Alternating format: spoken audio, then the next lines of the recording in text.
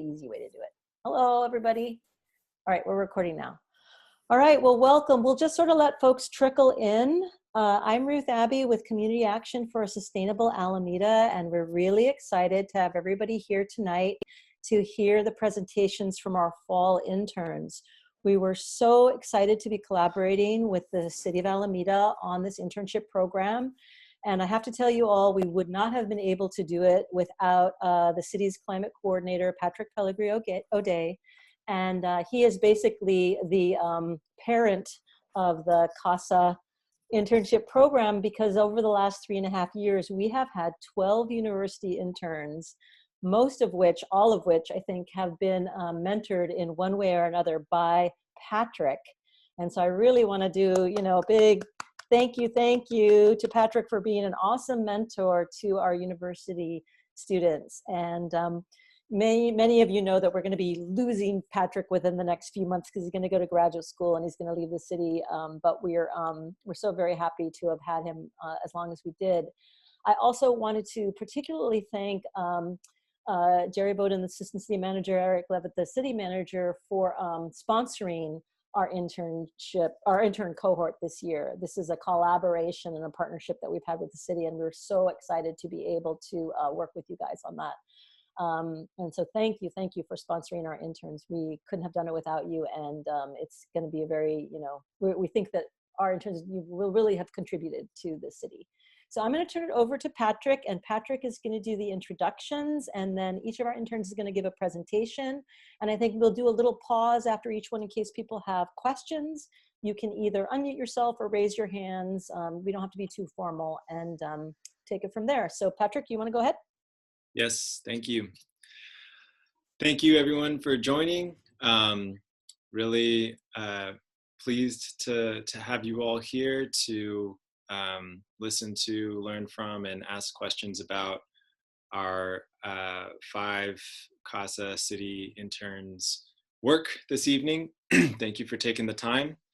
I'll say that each of these 5 interns has done exemplary work for the city. We are really lucky to have each of them give so much of their time and their talents and skills to us, to this community, and our goals of sustainability and equity and resilience. So really lucky to have them. Thank you all for such great work that you're going to present on tonight.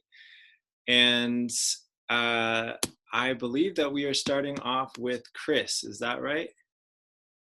Yep. Okay. So Chris will tell you more about what he did, but Chris is am I giving you the full intro? Chris is a senior at Pomona College, taking a semester off actually, but finishing next semester. And Chris was our social equity focused intern, helping us update our social vulnerability assessment, which was a tool that was created for the CARP, and digging into the data and doing some other work to help us develop tools and understand current city processes with the goal of advancing social equity in the city of Alameda. So take it away, Chris. Thanks, Patrick. I'm going to share my screen to do this presentation. Here we go. Oh, that's in the way. Okay. Hi, everybody. So as Patrick mentioned, I was a social equity intern working on updating the social vulnerability assessment, or SVA, that was done a couple of years back. And so just to give you guys a little bit of context, the original SVA was done using only census data, meaning things like age, race, income. And we wanted to update it to include metrics of gentrification, contamination, and redlining. Those 3 were chosen mostly because they had the most available data, but also because these are non-census categories that hopefully can paint a more accurate picture of vulnerabilities across Alameda and then result in more equitable action from the city moving forward. And in addition to this, we also looked at historic spending of capital improvement project dollars by census block or geographically to kind of get insight into where the city's been spending money historically and hopefully recommend where the city could be investing in going forward. And so for these three additional metrics, they've been done in the form of a map or a GIS layer. And so I'm just gonna run through each of those and then hopefully give some context or some further steps at the end. And this figure on the right here is a figure of social vulnerability in Alameda, and that's from the original SVA, which was done in 2018. So the first kind of new layer that we brought in was gentrification. And this layer shows gentrification across low income and middle and high income census blocks on the island. And the categories that you see here in the key, from advanced exclusion to ongoing exclusion or at risk of exclusion, et cetera, were determined by the Urban Displacement Project using data on the changes in housing costs and rent over time. What's worth noting is that these categories don't delineate between intentional and unintentional gentrification, meaning intentionally gentrifying a place as the city investing in a certain area versus free market forces kind of gentrifying would be unintentional gentrification.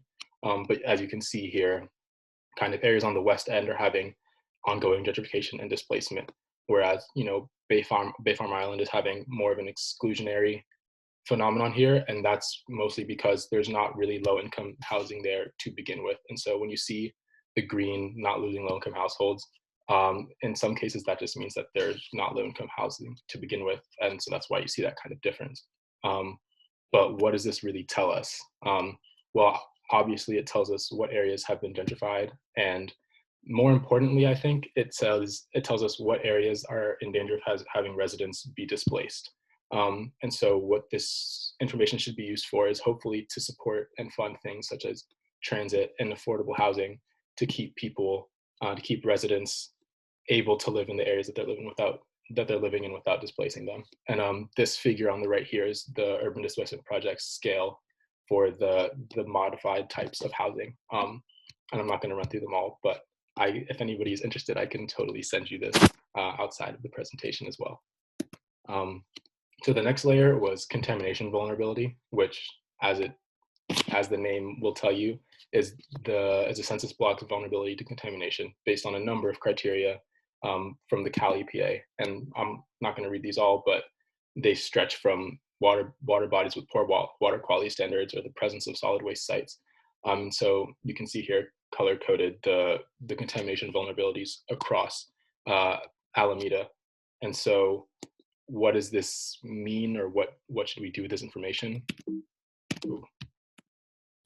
So contamination vulnerability can have direct implications towards public health. And so this right figure over here shows Superfund sites, which is where toxic waste and hazardous substances are.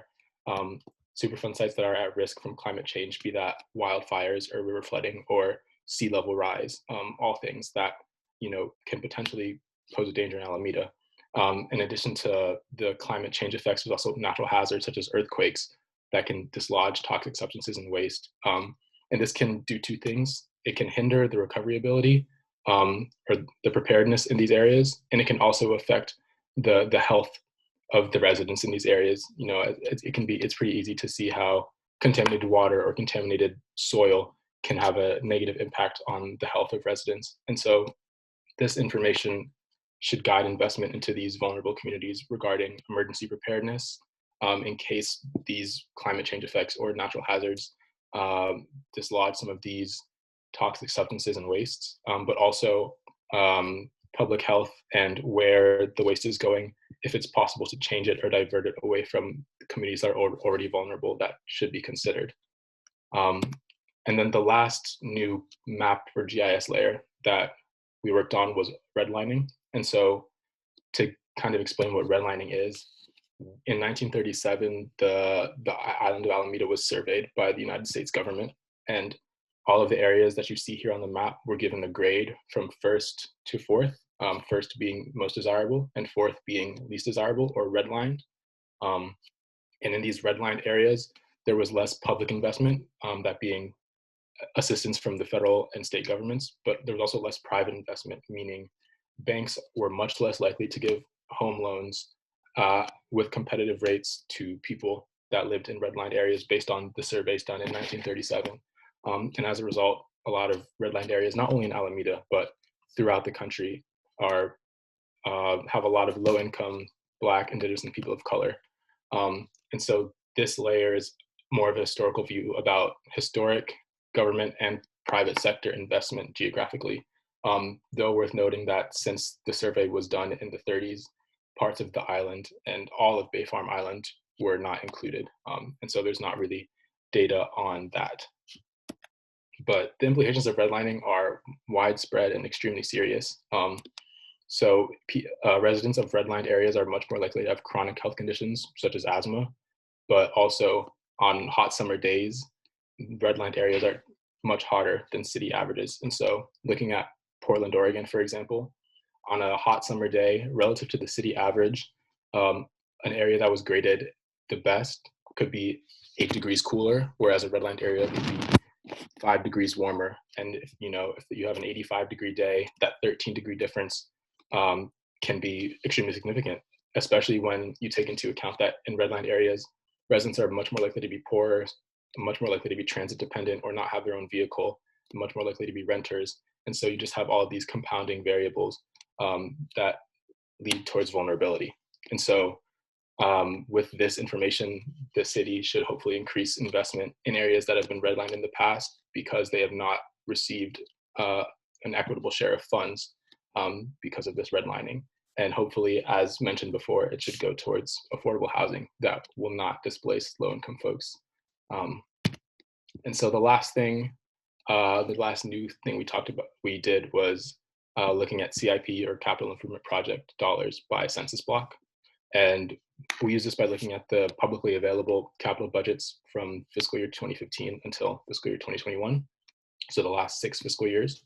And in coming up with these figures, we didn't include areas like the lagoon because they're unique and you can't really extrapolate that spending elsewhere. But also we didn't include things like street paving because in the capital budgets, those locations are not specifically denoted. It just says something along the lines of street paving will occur across the island by need or something like that. And so those were not counted because it wasn't possible to pinpoint where those projects were occurring. So these figures, these numbers are applying only to projects that have explicitly stated locations. And because it's only back to 2015, we can't really draw conclusions about overall city spending patterns. But with this small sample size of data, it's good that the city is trending in the right direction, spending more money on average for the most vulnerable or the neediest census blocks. So that is something that was good to see. And so just to conclude and kind of give you some further implications, the new layers are really meant to just provide information that hopefully will guide the future use or dissemination of city funds to aid communities that haven't been supported and helped historically. And specifically, we recommend that the capital planning and transportation departments use this information because they're the departments where we see the potential for the most good to be done in serving the residents of Alameda with regards to transit and green space and things like that. And then the next step we're thinking of is engaging and collaborating with communities and learning how to most effectively support them. And so just to conclude with a next steps and a little bit of a teaser into the next presentation, the city should keep tracking the CIP spending and keep an eye on areas in danger of displacement. But also we think that the city should seek input and collaboration from community members to both check the accuracy of the assessment, because so far it's been exclusively top-down, data-driven, and we don't know if the residents in these areas are seeing things the way the data is telling the story. And then beyond checking the accuracy, we really want to collaborate with community members to understand how they want the government and the city to support them and what they care about in terms of spending priorities. And so that's why we think that there should be a community engagement plan to follow up with this new data. And Kylie will talk more about that. So I don't really want to get too much into it. But I want to thank you all for listening and thank the city and CASA for hosting us. And if anyone has any questions, I would love to take them. can't see anybody. Great. Well, folks, go ahead, and if you might want to stop sharing there, Chris, and we can see if anybody has their hand up or wants to unmute. Looks like Bill has a question. Yes, I have a question for you. When you were going through the data and you showed gentrification in certain neighborhoods, did you get any sense of what was driving gentrification? Was it new construction, old construction? Because a lot of our neighborhoods have had very little new construction for a number of years, yet you still showed them as gentrifying or risk of gentrification and displacement. Right. That's a great question. I don't really know the answer to that, just because I didn't come up with this data set. So Right. the data set came from the Urban Displacement Project, and I read their methodology, and it seemed like the only things that they were taking into consideration were the changes in mortgage payments or rent over time, and if that rate was greater than a certain percentage over a certain number of years, then they would include that in a certain gentrification category. That's the answer I was looking for. That worked. I didn't know what I was looking for, but that works. Thank you. Great. Anybody else have a question for Chris?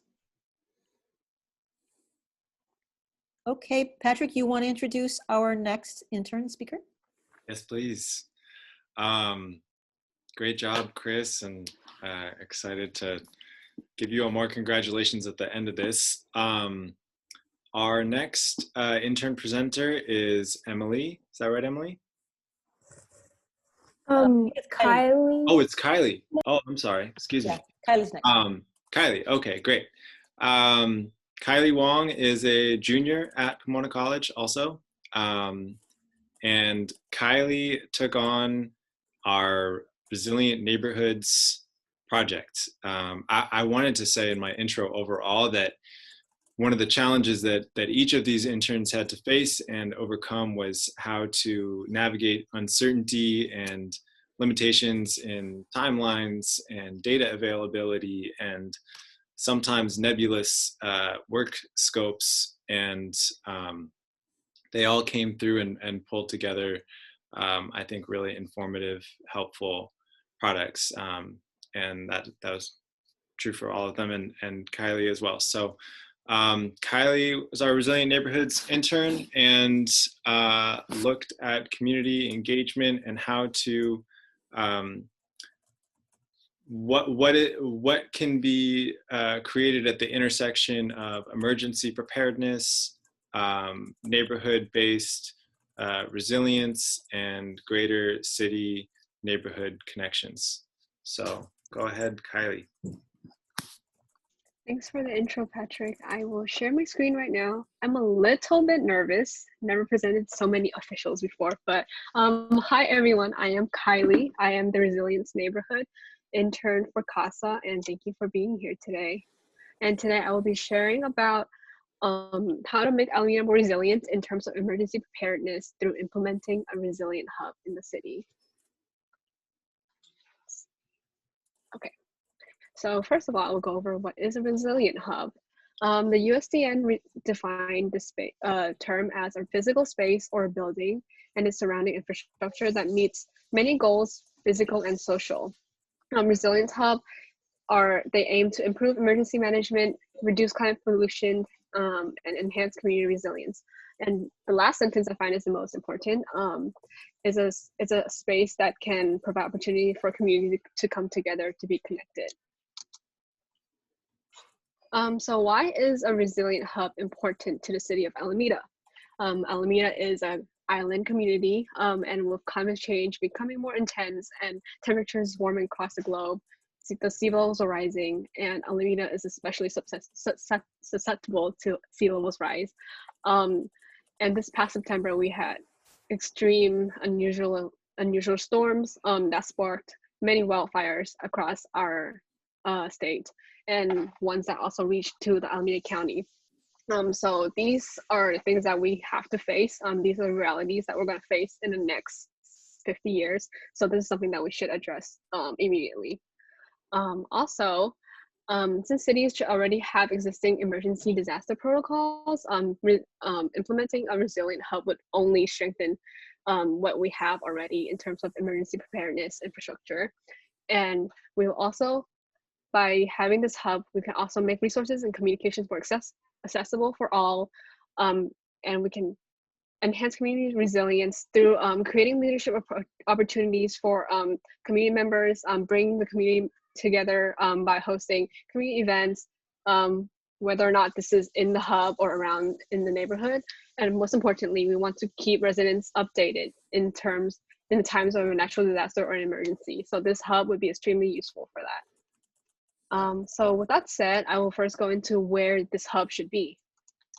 For my research, and from what Chris said about the SBA, I've identified the west end of Alameda to be the most ideal location, specifically Alameda Point, for this resilient hub. My reasoning is that this is the most socioeconomically vulnerable area of the SBA and needs a lot of city support and reinvestment. And there's already a lot of existing programming infrastructure that we can build on to uplift the community. We have direct connections that could be made with organizations such as Alameda Point, Collaborative, our local food bank, and Alameda Justice Alliance, and more. And for the physical structure, physical building of the hub, I would suggest for us, there's a lot of options actually, but the two that I looked into the most is public schools around the west end of Alameda, and also cooling and clean air centers. These spaces have an adequate amount of indoor shelter. The schools around in Alameda have a big outdoor space, which is pretty great for times like right now where social distancing is needed. We can also implement solar panels for renewable energy if they don't have it already. There's also enough storage space in these spaces, in these locations, for to store first aid supplies, food, other emergency equipment that is necessary. But also I have to note that the cooling center right now is not large enough for social distancing. So that's something to keep in mind in the future. And in terms of community, so now that we have location down, how would we know what our residents need for this resilience hub? A large part of my research, like and Chris's also, was spent looking for ways and literature on how to like reach out to community in order to adequately gauge what they need. And we came up with two ways. Number one is by canvassing. So we can source volunteers or hire interns to survey residents.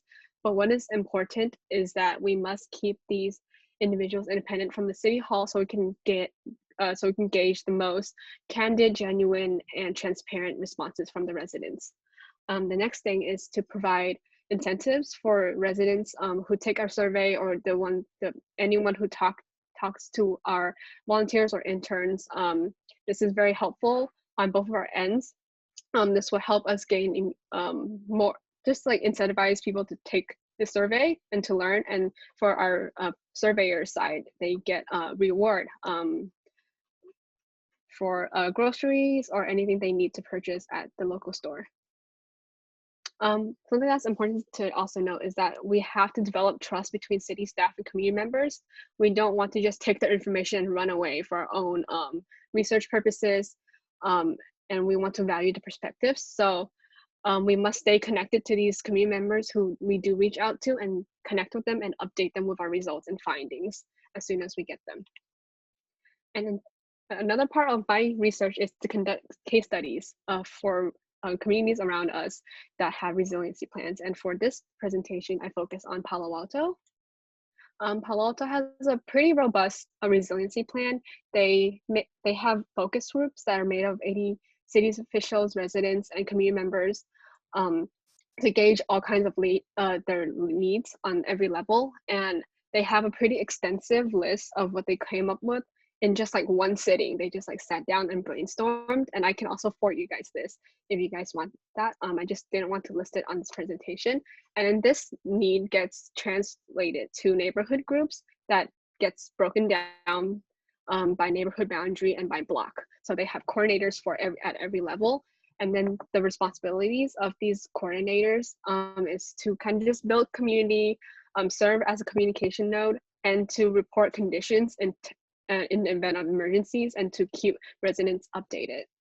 And I believe this is kind of similar to what we have already in Alameda for our CERT program. Our CERT program, which is a emergency response training that is led by the fire department. It is not yet neighborhood based, and it's not only focused on one location in Alameda, but resiliency planning can span the entire city if we wanted to go this far. But also I want to suggest that our CERT trainees in Alameda could serve as point persons to jumpstart focus groups across the city to emulate what Palo Alto has. And we can start engaging community and foster connections immediately, whether this is by block or by neighborhood. And these point persons can host community gatherings, events. They can also host their own emergency trainings because they have been trained by the fire department to do so. And they can also just engage their nearby neighbors. And one way to kind of distinguish neighborhood boundaries is for emergency planning purposes, is by using the fire department's districting map, which is available if we connect with them. Okay. For number 4, I also conducted a lot of interviews with professionals who are in the field of resiliency planning and emergency preparedness. And I wanted to learn what are the top 2 things that residents need in times of emergency. And I interviewed Mark Kuné, who's from Austin, Texas. He works at the Office of Sustainability. And he said one of the residents that he surveyed said the first thing that I would want is a hug.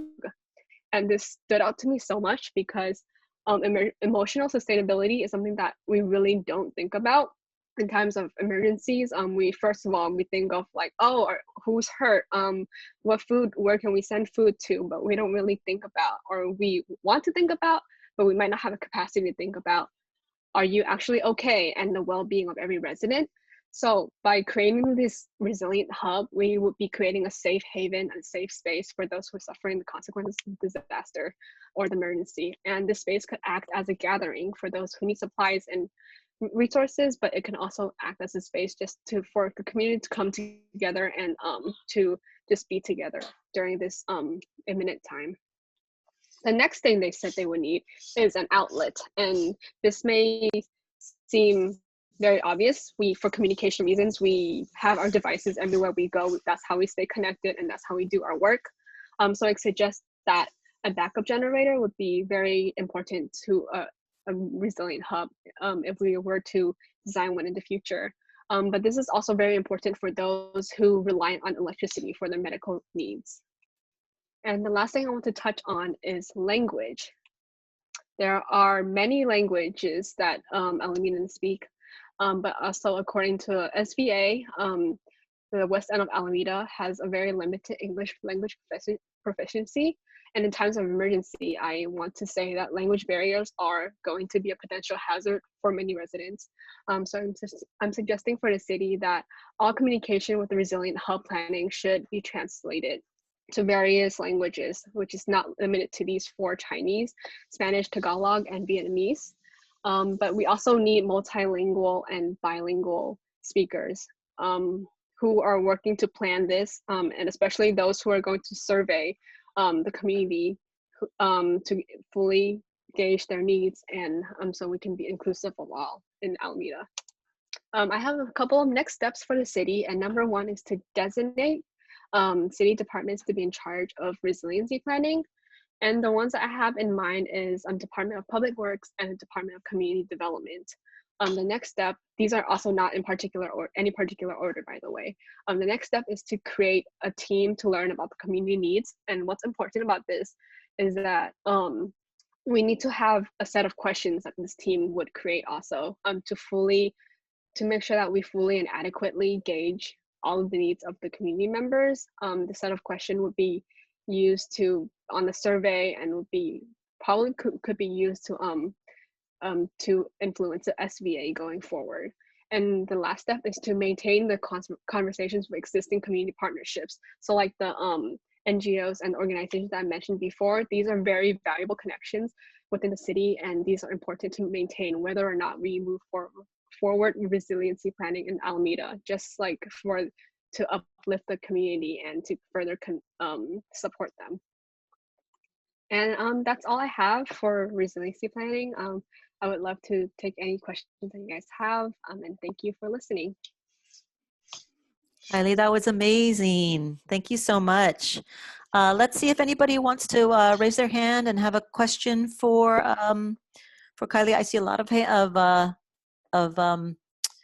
audience support. Anybody have a question? Yay. Okay, good. Well, I just wanted to make sure CASA folks know this, but we're really excited to be working on this issue. Kylie has inspired us to get more involved in Resilience Hub and resilient neighborhood planning, and she's going to be a part of a team early next year to get leadership training with the NorCal Resilience Hub, so Resilience Network, the NorCal Resilience Network. So we're really excited about that. So I just want to let everybody know about that. So we're doing it. I'll pass it back over to you, Patrick, to introduce the next presentation. Bill, was that a hand? Oops, but you're muted. You're muted. Oops, Bill. There. There you go.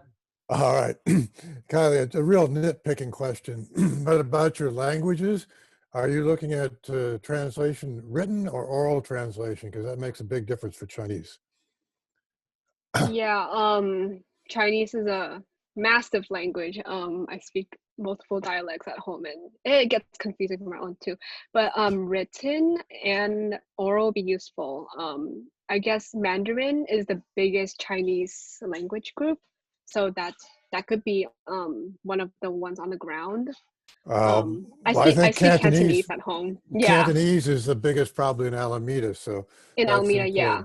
And I think it's important that you make that distinction so that people know, because otherwise people see Chinese and they just assume it's one will work. That's true if it's written, but not true if it's spoken.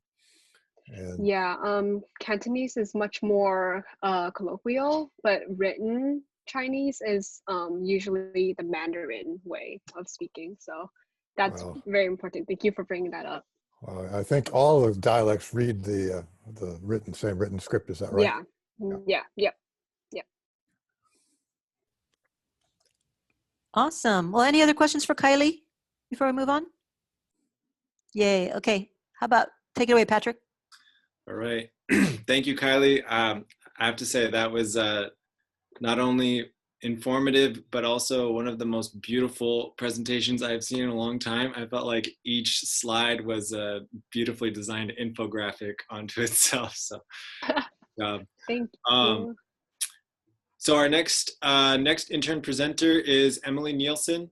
Emily is a fourth year at Seattle University and is local to Alameda. I believe that she is probably just a couple miles from City Hall right now. Emily's work was on electrification communication. So her final product was a website, really amazing website, which I think she's going to walk us through. And I just wanted to say just a brief bit about her project. One of the goals of the Climate Action Plan that was set out when it was adopted in September 2019 was to reduce natural gas consumption in buildings. And one of there are kind of at least two sides to that equation. There's what do we do on the policy side to make it more financially and technically viable for people?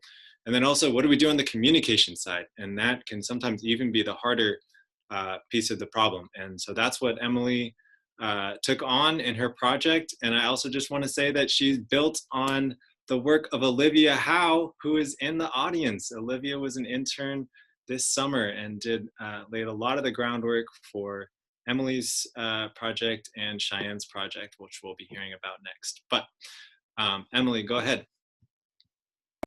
All right, thank you all. I'm gonna start sharing my screen.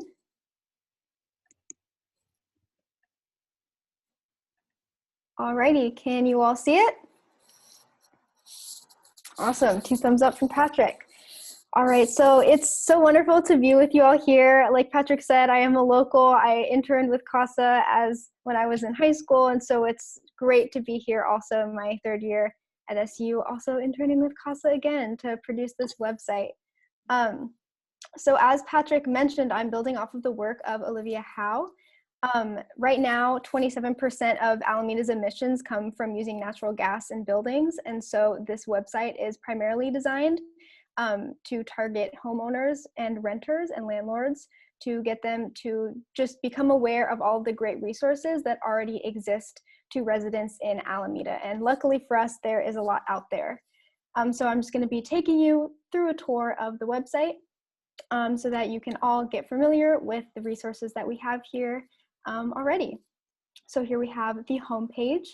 And what we really wanted to highlight throughout the website is that it's not just electrification that we want to push, it's also weatherization and insulation being the first and foremost thing that folks should consider when they upgrade their homes, because as they pursue electrification in order to match the load capacity, it's important to have your home already as efficient as possible. And so that's going to be a very reoccurring theme that pops up throughout the website. We have our brief Why Go Electric hover things. We have the Energy Star certified appliances with a link to the incentives page that we'll get to in a minute. Of course, going electric reduces our carbon footprint here in Alameda because Alameda Municipal Power is 100% run off of clean energy, and improving indoor air quality.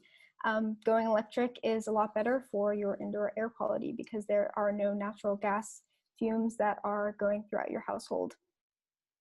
And here we have just a first couple steps that folks can do to get into this process. It can be a very overwhelming process. My own family has started to consider how we might upgrade our home, go through some insulation, and we didn't know where to start. And so I'm hoping that after this presentation, we'll be a little bit more equipped to go forth with our own renovations. And so one resource that we have already taken advantage of, and all Alamedans are also eligible to take advantage of, is the Talking to an Expert. And this goes through BayREN, Bay Area Renewable Energy Network. And BayREN is fantastic. They provide a lot of different resources and are going to be a huge ally to Alamedans. They provide the Energy Advisor, where you can talk to an actual person who will run down all of the options that are available to you, in addition to directing you towards rebates that BayREN offers, as well as directing you to rebates that AMP offers and federal tax credits.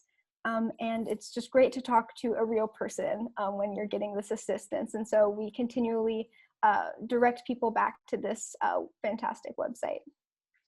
And then we have Exploring Efficiency, and this takes us to the hub of the energy efficiency page.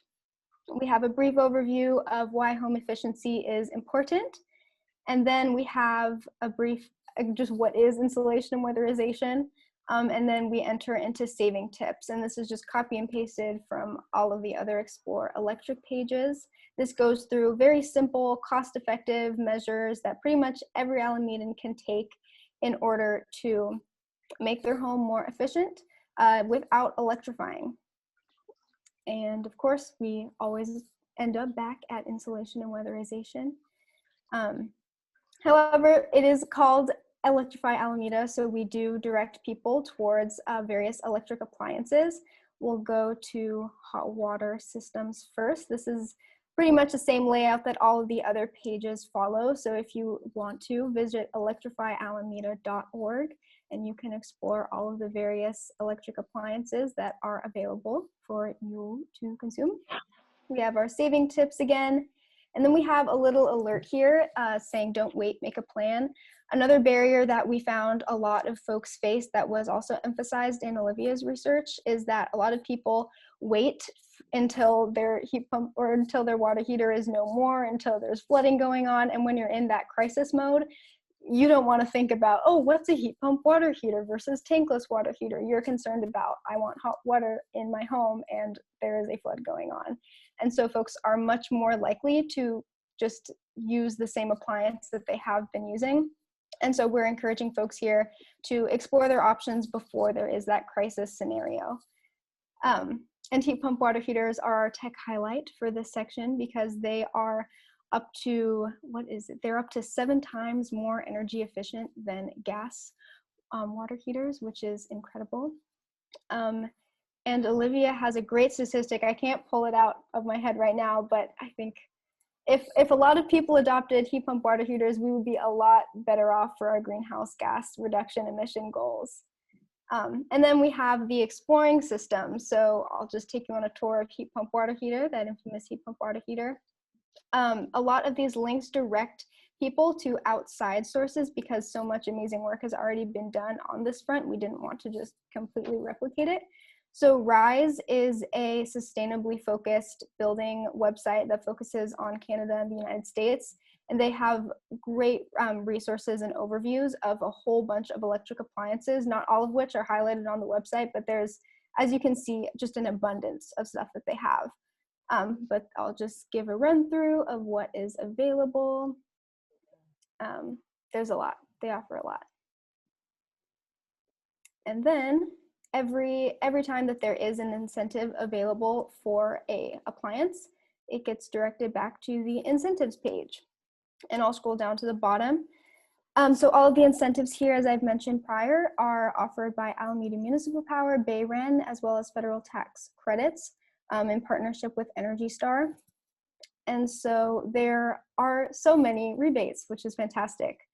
I'll go back to water heater incentives. And so here we can see the amount is listed, what is it for, and who the provider is. And then clicking here will take you, this one I believe takes you to, yes, to AMP site, because heat pump water heaters are so special. They have their own page on AMP. So this just directs you on all of the steps that you can take to get a heat pump water heater into your home. We'll move on to solar. So this kind of cropped up later in the internship, but since electrification, building on that load that you put onto your household, solar can be a viable next step to reduce costs even further and become more self-sufficient. And so we wanted to include solar as an option for people. A lot of the information on this site brings you right back to AMP's page because they have a lot of great resources that are already available to Alamedans. And so this website, what it does is just centralizes all of those resources that are already available. So it's easy for people to have a one-stop shop so that they can go and then branch off into whatever direction they want to choose from. And lastly, we have a community forum. So think Nextdoor, but much more specific.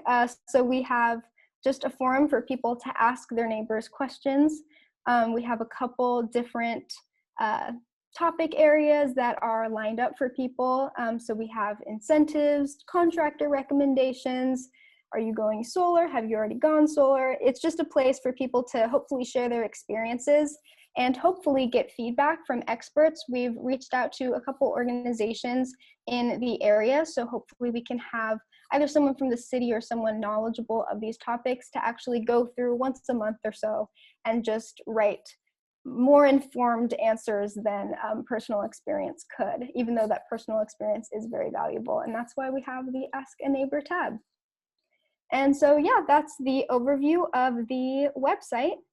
It's electrifyalameda.org, so you're welcome to explore it. I'd welcome any feedback that anyone here may have to just work out all that we can and make it the easiest to use website that it possibly can be. As for next steps of this campaign, I'm also working with Jessica Jane Robinson and the CASA youth interns to create a social media campaign. So we're focusing Facebook, Instagram, etc. To create a campaign focusing on highlighting people's stories who have already gone electric or are interested in doing so. We're highlighting the federal tax credits that are expiring at the end of this year, exploring different appliances so people know what the appliances are, etc., and just getting that information out there to as broad of an audience as we can. And so thank you all for listening, and I hope to get your feedback on the site, and I hope that it helps you with your electrification journey if you're on it like my family is. Yay. Thanks so much, Emily. That was amazing. And I think you got even a shout out from Olivia. Yay, Olivia. Let's see if anybody has any questions or feedback for Emily. So amazing. What a great resource. We, obviously we'll be able to build on this over time and really appreciate all of your efforts. Did you have a question there? Anybody? Debbie? Yeah. I just wanted to say that, Emily, this work is phenomenal, and it's beyond the level of many cities that I have worked with myself. I think when a few of us went down to the San Jose Electrification Expo maybe a year and a half ago, certainly before COVID, we were impressed with what they had to offer. We felt like maybe we don't need to do a whole expo ourselves. This work that you have put together is just leapfrogging what I think others have put into it. It shows the power of what a few minds put onto this for a short while can put together. And I'm very excited. I'm curious, one question is the coordination really with the city and with AMP in terms of exponentially getting the word out about this kind of resource. Has that already been, and maybe Patrick or others can help to answer that, but is that in addition to the social media something that we're looking to do? Yeah, so we've been kind of in conversation with AMP, so we're looking forward to expand that partnership. And also AMP in their recent board meeting announced that they're also pursuing greatly expanding their own electrification communications. And so they are interested in creating more rebates, potentially for more money for certain appliances, creating a, how would you say, like a storefront, like an online store that is AMP appliance approved. So they're up to a lot of great things. And so we've had limited communication with them, but we're hoping to have even more so that we can collaborate as this develops and expands, like you said. Yeah, fantastic. Joyce, did you want to go ahead and unmute? Yes, I'm unmuted, I think. I just wanted to say great presentation, and CASA has a climate protection checklist and resource list. It's a 2-pager, one on the things you can do to reduce your carbon footprint, and then a list of resources to help you reduce the carbon footprint. And so I will add your website to that checklist. This is great. Thank you, Joyce. And Ruth, this is Ann McCormick. I'd like to chime in with a question as well. Yay, hi Ann, welcome. Hi, good evening everyone. And first of all, I have to say thank you to Joyce Mercado. She's very humble about that checklist. I think it's at least 10 years old, Joyce, maybe more. It's the OG of sustainability checklist for Alameda. Joyce was early out with it, and it has continued to be maintained, which is great. I also want to say I think the website looks great and look forward to continued communication with AMP. I wasn't clear if it's live or what that plan was. I wasn't able to hit it. It is live. Yeah, go ahead, Emily, you respond. Yeah, I'll drop the link in the chat. That'd be great. Thank you. Anybody else for Emily for now? Yeah, I'd just like to second that. I've been trying to find this through Google, and there's no links that pop up on the first couple of pages. So I guess it would be nice because this looks like a fantastic tool. So it'd be nice to somehow figure out how to get it at the top of the search if you type in Electrify Alameda. Well, this is brand new, hot off the presses. So hopefully that'll be something that our communications interns will be working on. And I have to thank Emily, who is also mentoring our, our high school students who are working on that effort with Jessica. So thank you for continuing that effort. Shall we go ahead and turn it over back to you, Patrick, to introduce our next presentation? Yeah. So I mentioned before Emily's presentation that on this issue of existing buildings, there's the policy side and the communication side. And so our next intern, Cheyenne, took a deep dive, again, building off of Olivia's work. Thank you again, Olivia, into the policy side. And people who've been tracking the pursuit of building decarbonization or reducing our emissions from buildings, statewide or citywide to zero or close to zero. Know that existing buildings are challenging. It's really challenging part of this big climate action mission to bring our emissions down to net zero. And Cheyenne dove deep into that world and produced some really compelling, useful findings and recommendations for us. So really excited for your presentation. Go ahead, Cheyenne. Hi everyone, I'm Cheyenne and I get to present to you on the less fun part of electrification. So I focused on electrification and energy efficiency in existing buildings in Alameda. So to start, many cities have begun setting really aggressive emission reduction in order to reduce their overall carbon emissions. And California as a state has the goal of reaching carbon neutrality by 2045.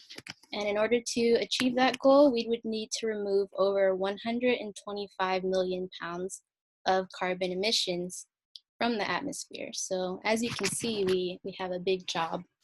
And 26% of California's GHG emissions come from building energy use. So buildings have become a huge area of interest for cities looking to significantly reduce their reductions. And not only is addressing emissions from buildings a great way to reduce overall emissions, but there's also health benefits, as Emily mentioned, from like natural gas in your home, which can impact your respiratory health. But also it can help low-income households who bear the largest energy burden, spending roughly 7% of their total income on energy bills. So there's really... Sorry to interrupt. Is there a way to enter full screen just so that it appears bigger on our screen so we can see the presentation better? I think it's because I have my speaker notes up. Oh, okay. Never mind then. Sorry. Okay? Yeah, I think it's good enough, Cheyenne. You're good. Okay. Keep going. So there's three main steps to reducing emissions. And the first step is cleaning up the energy grid, which Alameda has already done. And this involves removing carbon-free sources of energy and switching over to clean energy. Number two is increasing overall energy efficiency, which makes sure buildings are working as energy efficiently as possible. And lastly is electrification, which involves replacing fossil fuel burning equipment in existing buildings and requiring all new electric construction. So let's look at what Alameda has done. You guys have done a great job already to reach your 50% reduction goal. So as I mentioned, AMP has agreed to contract with 100% clean energy providers, which is a huge deal. You're also in the final stages of an all-electric new construction ordinance, which require any new buildings to be all electric. And as Emily mentioned, there's tons of great rebates already being offered by AMP. However, we're still facing relatively low rates of fuel switching, and new construction is pretty slow. So the goal is to target existing buildings. So Frontier Energy recently published a study that looks at several energy efficiency measures and their cost and effectiveness by climate zone. And as you see here, Alameda's Climate Zone 3. And while the study found limited cost-effective measures for Zone 3 due to its relatively mild heating and cooling loads, there are still promising measures that the city should focus on requiring. And here's a few screen grabs from the Frontier Energy study. So for single efficiency measures, any box that says both means that this measure was found to be cost effective in Alameda. So here we see that duct sealing in buildings built in 1991 or earlier were found to be cost effective. And then for efficiency packages, the study found that water heating and lighting packages were cost effective on bill, which means the consumer will save money on their utility bills.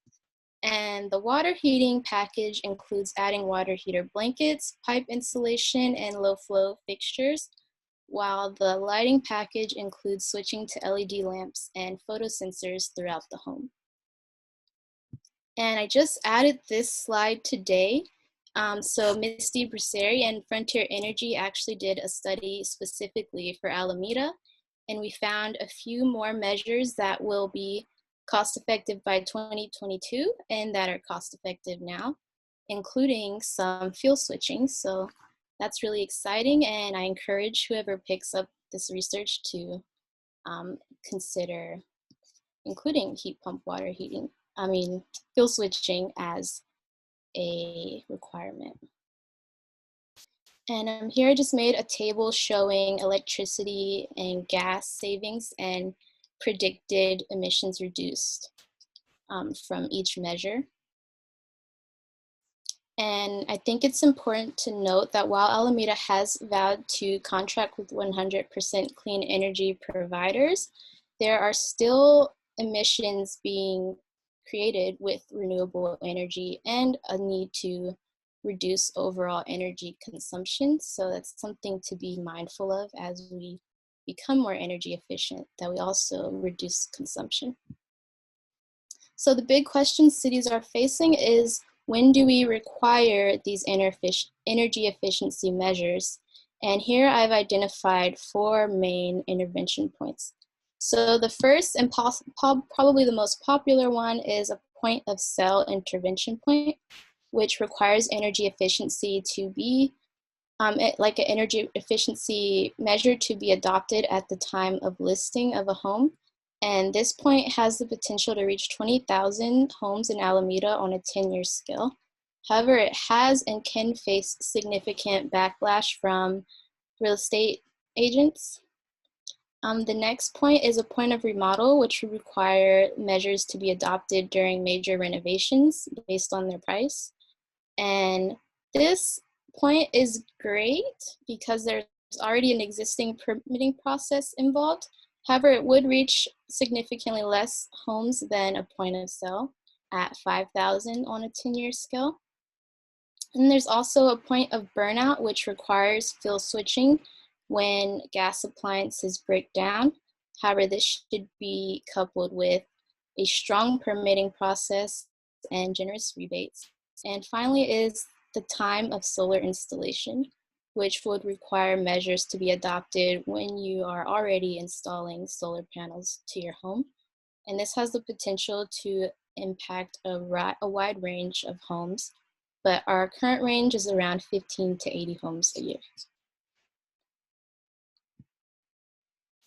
So my final recommendations for the city is to consider adopting a REACH code that requires cost-effective measurements at one of the main intervention points, while also including the option to do other measures that are not cost-effective, such as fuel switching.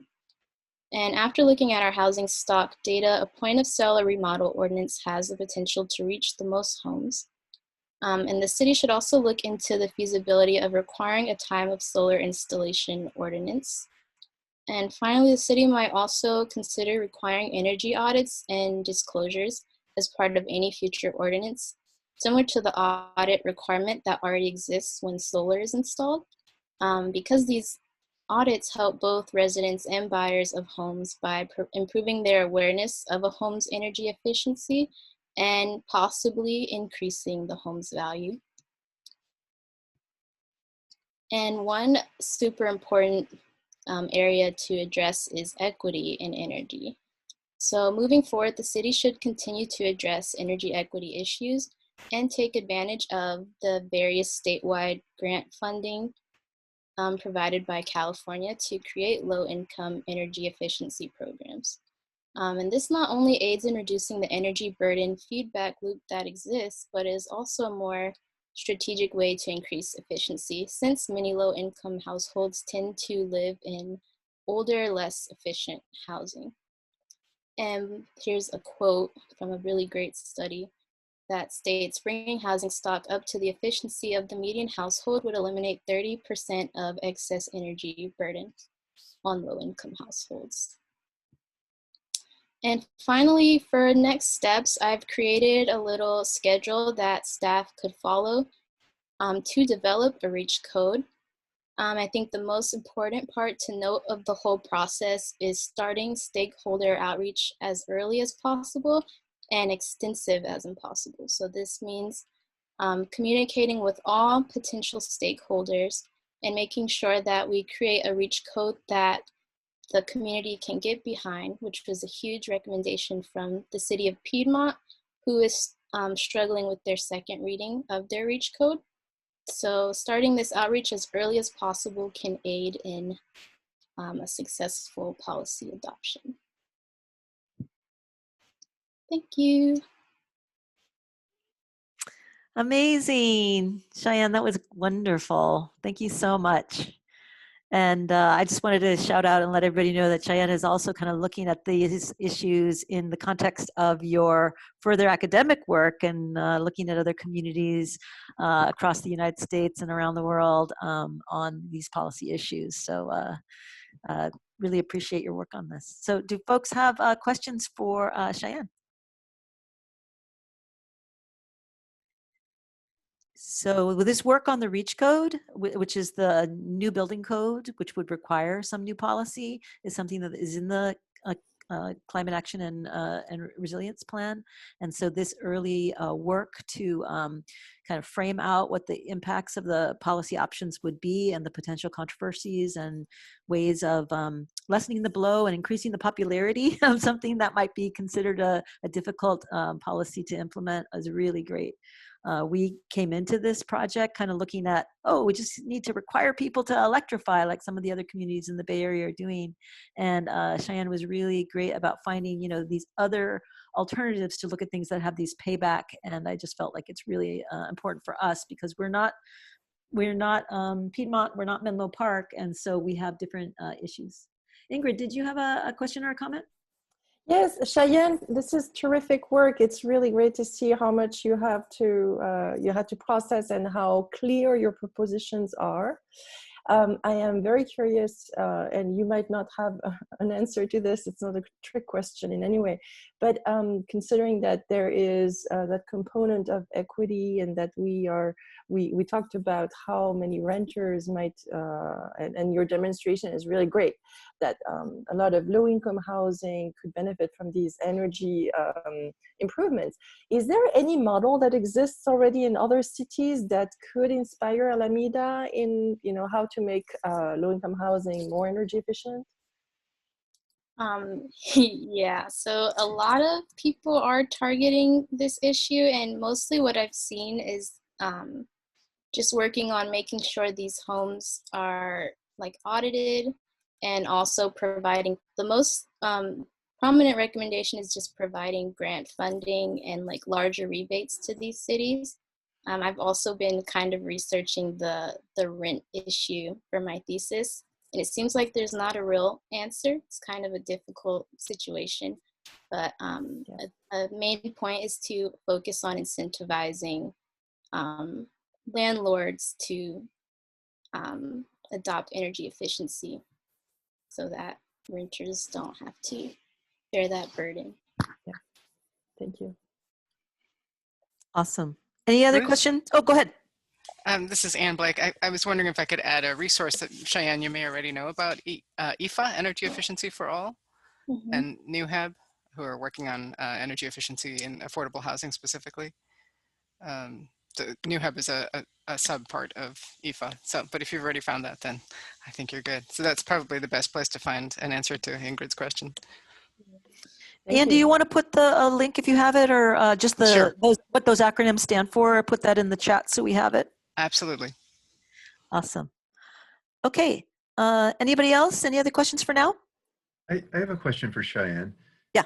And this is really cool work. I was curious about of the 4 recommendations that you had. So one was, I guess, point of sale, and then it was a point of remodel.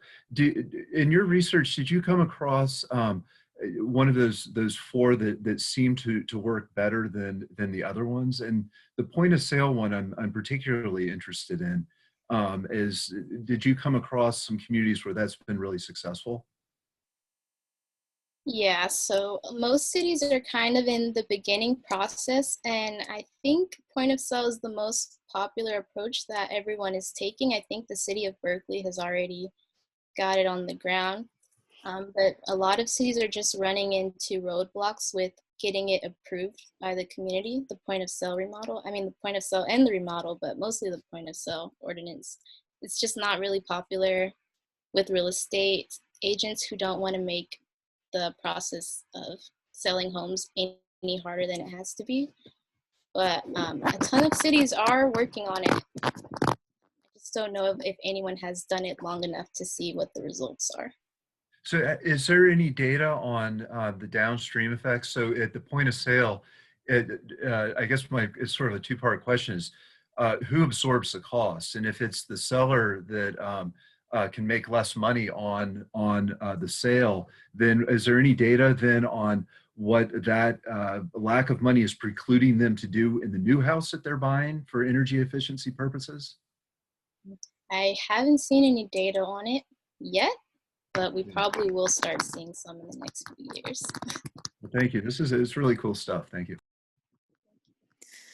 Great. Well, let's turn it back to you, Patrick, for introducing our last presentation. And it'll be really excited to kind of wrap up. I really have so much enjoyed all of these presentations. It's amazing work. So thank you all. Thanks, Ruth. Bill has a question. Maybe you can address that in the chat, Cheyenne. So a lot of talk about incentives, rebates. We need more money to pay for all these things.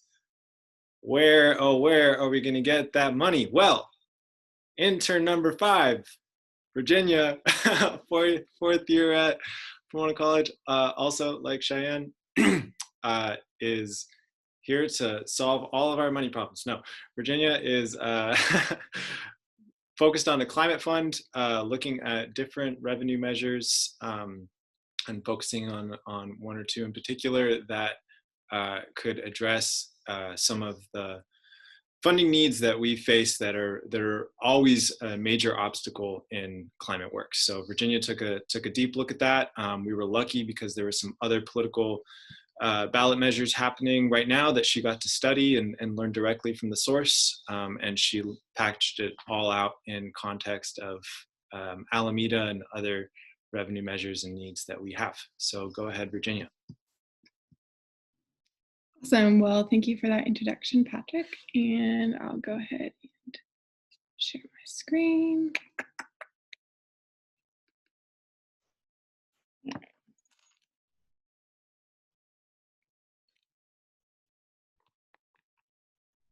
everyone see that? Yep, looks good. All right. So hello, everyone. My name is Virginia, and as Patrick said, I'm a student at Pomona College usually, but this year I am taking a gap year. I had such a great time working with Patrick and Ruth this semester, and before I started, I just wanted to thank them. It was just a real privilege to get to work with them, and they were incredible mentors, not really just for this project, so just in sort of talking to me about what a career in climate and environmental policy looks like, and like the perks and drawbacks of working in this field. So I am very thankful to have met you guys over Zoom. And I feel like Alameda is really lucky to have you guys as advocates. Good. Okay, so my project was to look at establishing a climate fund in Alameda. So the Climate Action and Resiliency Plan, which I'm sure much of you are pretty knowledgeable on, introduces this idea of a climate fund so that there is a long-term and reliable funding source for climate resiliency projects. And examples of where this fund would go would be purchasing carbon offsets or funding retrofits to buildings to switch from gas to electric power, and also funding things like carbon sequestration projects. So the initial questions that I looked at were, which revenue sources should we consider? What should our criteria be for spending them? And which exact do we want to fund? So things like invest in resident incentive programs, or should we focus more on city projects like increasing bike lanes or access to transportation, things like that. I used 3 methods to conduct this research. First, I looked at media about climate funds and recent publications and news articles about cities which have recently voted on ballot measures or implemented ordinances to establish climate funds. And then Patrick and Ruth were also able to point me to specific cities in the Bay Area who've been leading the way on ballot measures and ordinances that are related to long-term climate funds. And then I also conducted interviews with climate organizations and city leaders throughout California that are kind of listed there. So I created 3 deliverables. The first is a report which compiles information about revenue raising measures for climate funds in cities across the US. And then I also created a guide for climate grants, which the city of Alameda should apply for. I know a lot of cities, including Alameda, struggle with having the staff capacity to both find and apply for these grants. So this document sort of organizes by state, federal, and nonprofit grants, and like in different categories. And then we've got due dates for the upcoming year. So hopefully the next climate action coordinator will find that useful.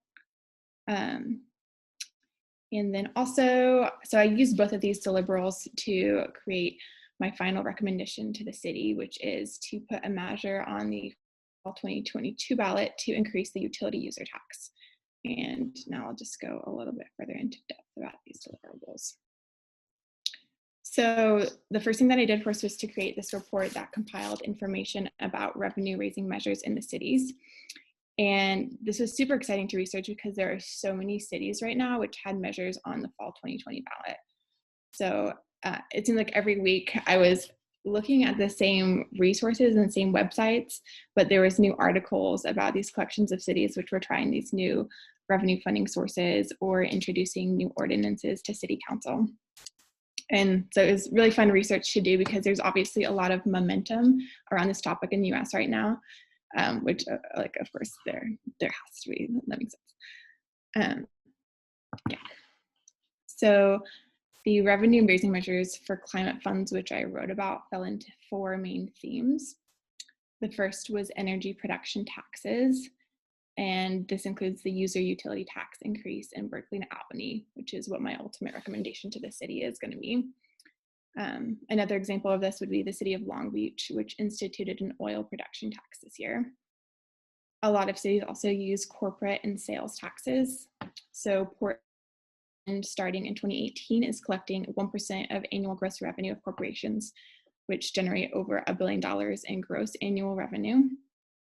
And this is creating this clean energy fund, which is going to prioritize grants which serve low-income communities and communities of color. Another section is this idea of revolving loan funds, which are created most by energy efficiency savings through building retrofits. And of course, there are these project-specific grants, which a number of cities receive, and which I wrote a guide about for grants most applicable to Alameda's climate goals. Also, I just got a notification that I have unstable internet. Can y'all still hear me? We can hear you. Okay, cool. I was like, oh, weird. Okay, cool. Okay, so my final recommendation to Alameda is to institute an increase in the utility user tax, which in Alameda is levied on the use of telephone, electricity, natural gas, and cable. And currently each of these is taxed at a rate of 7.5%. So this is a potential climate revenue source, which is a kind of a hot topic in the Bay Area right now. There's been a lot of discussion around it, mostly as a result of Ben Palos, who first brought this idea up to the Berkeley Energy Commission.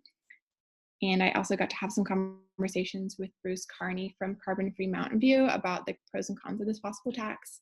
He talked a lot about there being a huge benefit to having a reliable funding source for climate projects. Know that there's going to be budget lapses in most California cities in the coast. So what he said was that cities are likely to be taxing everything they can. So it's kind of important to get ahead of the curve and get a UUT tax increase on the ballot that is directed exclusively to climate funding.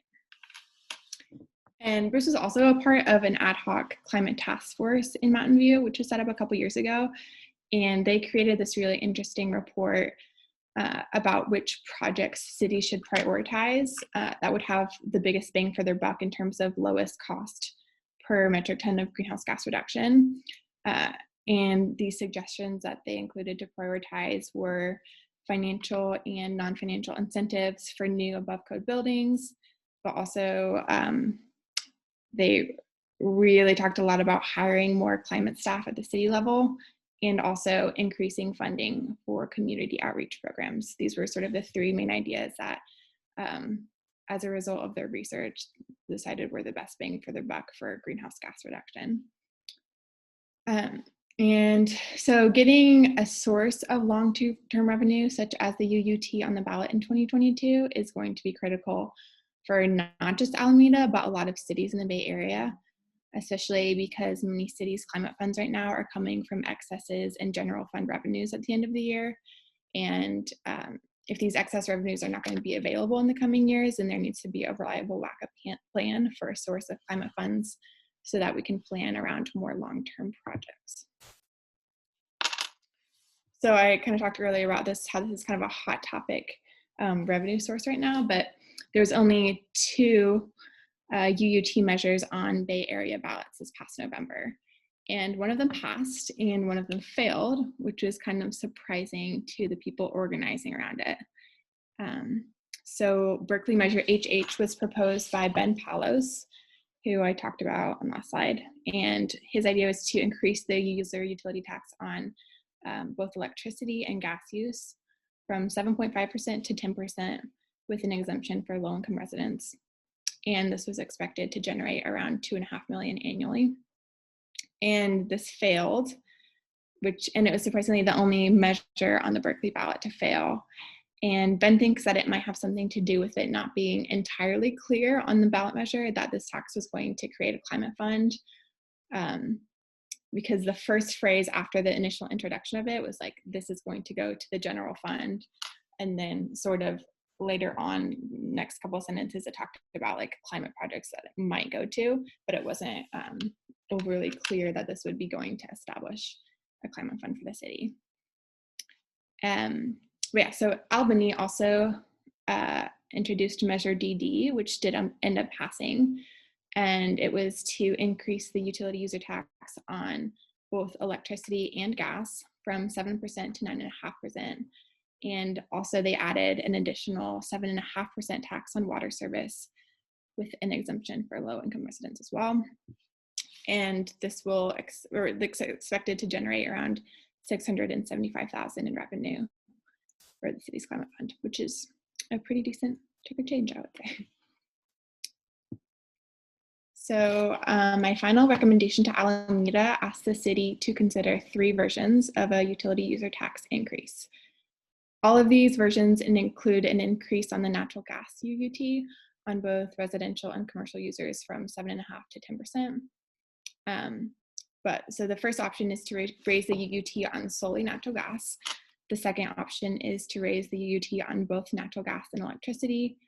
And then the third option is to raise the UUT on natural gas and decrease the UUT on electricity. And the reason why we have these options is that it's a pretty unique opportunity for Alameda because we are able to tax natural gas usage at a different rate than electricity usage. Because our power is, of course, provided by Alameda Municipal Power. They have the software to have different tax rates on different energy sources, whereas most cities in the Bay Area receive their energy from PG&E, which actually doesn't have that software capability, surprisingly enough. So whenever Albany and Berkeley both proposed their increased UUT, their only option was to increase both gas and electricity, as opposed to Alameda, where we have the option to just increase the tax on natural gas. And a lot of these cities are organizing for PG&E to update their software to make it possible to tax gas usage at a higher rate than electricity. But PG&E is telling them that it's going to cost around $800,000, and it's probably going to take a lot of community organizing and nagging of PG&E folks to get it to happen. So personally, the first option is my preference. I think we should take advantage of this this really nice software that we have and tax natural gas at a higher rate than electricity. There is an argument for the third option, which is to raise the utility user tax on natural gas and lower the UUT on electricity in order to create a revenue neutral measure. And the idea of that is that the funds raised from the increase in the natural gas tax rate would go towards establishing a climate fund, and probably less money would then be going to the general fund as a result. But it's assumed that residents would be more likely to pass it because it is revenue neutral, and as such might be less of a hardship on their personal energy bills, although either tax increase is going to be a marginal increase to energy bills. And the last thing that I'd like us to think about is the capacity of Alameda staff to be able to implement the ideas that I've talked about in this presentation. I think there's a lot to be learned from talking and collaborating with people leading the campaigns for UUT increases in Albany and Berkeley, and folks in Mountain View as well. But it's also important to realize that Alameda only has one climate coordinator, and this work of applying for multiple grants and creating greenhouse gas reduction projects and climate resiliency projects, it's not really feasible for just one person to complete. So CASA and other organizing groups within the city need to figure out how to best collaborate to take advantage of these plethora of resources from state governments and nonprofits that are available to the city. One of the cities that I studied was Portland, and their revenue increasing measure took 4 years and a lot of conversation and collaboration between community organizations so that groups involved felt like they had an actual stake and impact on the passage of the measure and the following use of the funds. One thing that Ben Palos of Berkeley, who tried to get the UUT in Berkeley passed, one thing that he noted as a regret in the campaign he led for it was that he was the main cheerleader for the measure, and although he was able to get 30 organizations to sign an endorsement of the measure and was able to convince every council member to vote to put the measure on the ballot, he didn't really feel like the campaign was super inclusive of community organizations besides that one signature of endorsement that they each made for it. He felt like the Sierra Club didn't really take the opportunity to advocate for the measure, and that other environmental groups within the city, while supportive of the measure, didn't really make the effort to get involved in the campaign or advocate around it at all. So over the next couple of years, it's going to be super important for Alameda to have a conversation about which community and environmental organizations need to have an important role in planning this campaign and figuring out where these new funds will go. And we need to think about who's going to lead the charge for this campaign and how we can build trust among residents that the funds from this measure will go to products that will impactfully address climate change. And yeah, so it's just important to remember that getting a UUT measure passed, it's going to be a super political issue, obviously, and regardless of any amount of economic modeling or scientific proof that we could give that increasing a UUT would help greenhouse emissions within the city, there also has to be a huge amount of community engagement and collaboration and discussion around this measure in order for it to be successful. So yeah, I want to thank you all for your time and for listening to our presentations today. And if you have any questions, go ahead and ask me, or if you think of any later, then this is my email too. Yay! Thank you, Virginia. That was great. And as she said, Virginia really had a real-time research project getting to see what was happening in Albany and in Berkeley. So yeah, we're really learning from them. Hey, questions for Virginia? Folks have any questions? Go ahead, Pat. So one of the things that I've always thought about that utility tax as a sales point is if you get people to reduce their, if you get people to have an energy efficient house, then their electricity bill and their gas bill is going to go down.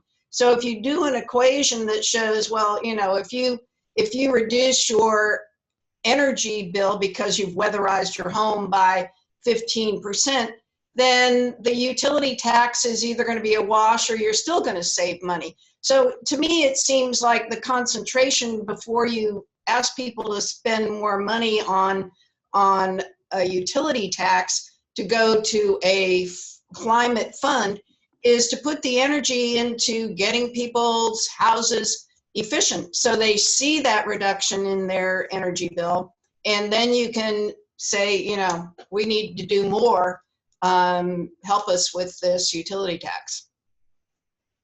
Yeah, I think both of them are going to be pretty important to get accomplished in the coming years. I think you saw a theme here with the presentations that, you know, everything is related to everything. You know, we have social equity issues, you know, we have communication issues, we have energy policy opportunities, and, you know, climate funding opportunities, and we got to do everything at once. So other questions? Oh, Anne, go ahead. Oh, you're muted. Thanks, Ruth. I wanted to chime in and say I think that was a great presentation. I certainly agree with Pat about encouraging people to lower bills. We talk about this often when we have to raise rates at Alameda Power. A question for Virginia, or just in general, one concern is our effort to encourage people to electrify transportation. And we know that when people buy new electric cars, their energy use goes up very significantly, which of course is a good thing from carbon, and they're not spending that money at the gas station or paying those fuel taxes. And I just wondered if that concern had come up. I know we're talking about small incremental changes on the electric price, but there is, you know, maybe that impact on transportation electricity as well. That would be under the UUT once you get an electric car. Do you mean that the tax that the city would be receiving is going down, or the revenue that the city is receiving is going down, or just that the? No, but when people buy an electric car, they would be, their electric use is going to go up significantly. So it's a carbon, you know, a carbon positive transaction. But if we then added additional taxes on electricity, it would make that potentially less cost effective. Yeah, I don't really know anything about how. Yeah, I just was wondering if that came up in other cities that you had talked to. I don't think it's something that, I didn't run across any reports from cities who are studying that specific thing, no. Great, thank you. Although the conversation in Albany and Berkeley was they wished they had the ability to just tax the natural gas. Oh, gotcha. That way, you know, they weren't able to do that because we have two bills, they have one, and so they were not able to do that. But we have that ability to just tax the natural gas, and therefore not impact the climate positivity of getting, you know, electric car. Great, that makes sense. Thank you. Any other questions for Virginia? You know, Virginia also wrote a staff report, so we're really excited about the opportunity of moving forward in something like this. But I think if this is an opportunity for us, it's something that we need to, you know, again, do a lot of stakeholder outreach, talk to people, make sure they're comfortable with it, and you know, if we are going to implement our climate action plan, we are going to need some funding. So, anybody else have any other questions for now? Thomas, were you unmuting? I have a question for the group if we're going to have just a general question session. Sure. We're about wrapped up. We were gonna stay till about 6:30, but we can definitely, you know, have a couple more group questions, and if anybody needs to jump off, great. I did, of course, want to thank the City of Alameda and and particularly Patrick for all of his support. I also wanted to acknowledge the CASA members who supported the internship program, Isabella Wilk and Ingrid Ballman and Debbie Ryan and others who have supported the interns and were mentors to them as well. So did want to shout out and thank you all. So if there aren't any other questions for Virginia, why don't you go ahead, Thomas, and give us your observations. Well, first, I want to say to all the interns, this was a lot of fun. This was a great way for me to spend my evening, and I really enjoyed all the talks. So, Chris, I couldn't get my speaker working when the questions were came up for you, and I was just curious to know if in your research, if you were able to identify what the drivers of the red line zone in Alameda are, and if those drivers still exist today, now 80 years later. That's a great question. As far as the drivers, it can be a chicken or the egg type situation where the federal government comes in and does the surveying and denotes the areas as desirable or not. And then a lot of times poor and people of color are sequestered to those areas. But also at the same time, those areas are often denoted as non-desirable because they were where poor and people of color were living at that time. So it's pretty difficult to tease apart what is causing versus what has been caused by the redlining, if that makes sense. But I would have to go back and look more at the original documentation from the 30s. Thank you. Great. All right, well, any other kind of capping questions for our interns? Of course, I did also want to shout out to both, the Assistant City Manager, Jerry Bowden, City Manager Eric Levitt, and our council member-elect, Tricia Spencer. Welcome. We really appreciate your participation. Ann McCormick, of course, on our Public Utilities Board. So we, and then all of the city staff who participated today and have supported CASA and our internship program. We really appreciate your support and attendance. So I think we'll kind of end it there and just say thank you. Mind if go I ahead. just add a short? Yeah, please go ahead. Thank you, Ruth. I feel like that's often my role. Thank you, Ruth, and all of CASA for your amazing work on behalf of Alameda in support of all these interns, collaborating with staff and so many other members of the network that keeps Alameda moving forward on these really important issues. So thank you to all of CASA and to Ruth in particular and all the advocates and staff in the room.